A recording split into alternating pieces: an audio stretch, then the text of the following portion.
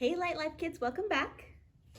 So today's story, we're getting closer and closer now, is going to be the Passover story. No, not the first Passover, the Passover with Jesus and his disciples. Today I'm going to be reading it out of the Jesus Storybook Bible. Some of you might have that at home. If you want, you can open it up to page 286 and read along with me. All right, it was Passover. The time when God's people remembered how God had rescued them from being slaves in Egypt. Every year they killed a lamb and they ate it. And they would say, the lamb died instead of us. Now this Passover, God was getting ready for an even greater rescue plan. Jesus and his friends were having the Passover meal together in an upstairs room. But Jesus' friends were arguing. What do you think they were arguing about? Stinky feet. See the feet? Now, back then, people didn't wear the same kind of shoes we wear today. They wore sandals. And that's not very unusual, but their streets were also different from ours. They didn't have cars. They rode animals. And so as the animals would walk along the street, the animals would go to the bathroom on the street too, right? And so it was pretty gross, and it got on their sandals and it got on their feet because their feet weren't fully covered. So horses, cows, all the stuff that was on the street, yuckiness, their feet were pretty gross. So anyway, someone had to have the job of washing their feet. But who on earth would do this? It was the job of the lowest servant.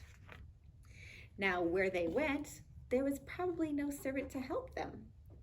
Well, Peter said, I'm not the servant. And Matthew said, well, neither am I. So quietly, Jesus got up from the table. He took off his robe. He picked up a bowl of water. He knelt down and he started to wash his friend's feet. Peter said, you can't wash my feet. But he didn't understand that Jesus came to be a servant king.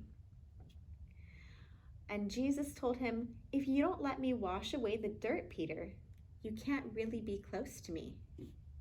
He didn't mean just the dirt on his feet, huh? Jesus knew that what people needed most was to be clean on the inside. And all the dirt on their feet was nothing compared to the sin on their hearts. Peter said, okay, well then wash me, Lord, all of me.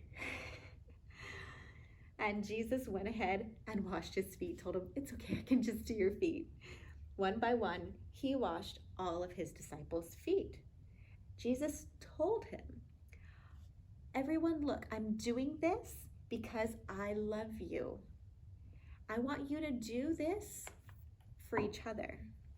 Jesus came to model for us how we should treat one another. Now, during that Passover, one of the disciples, you remember the thief, Judas Iscariot, he had a bad plan. And no one else knew about the bad plan, but Jesus knew, and so did Judas. Judas was going to help the religious leaders capture Jesus for 30 pieces of silver. Again, this guy really liked money more than he liked his friends. Jesus said, go on, Judas, do what you have to do, make it quick. Judas got up from the meal and he left the room and he walked out into the night. What do you think the other disciples thought? Oh, Jesus probably is going to go have him buy a meal for the poor or something.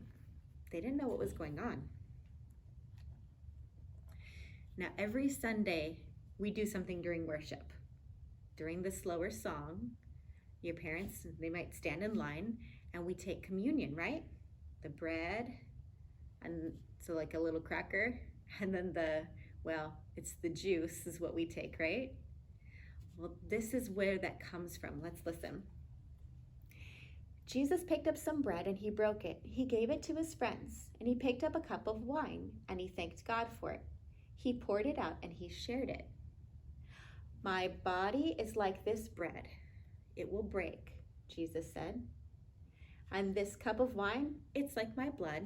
It will be poured out.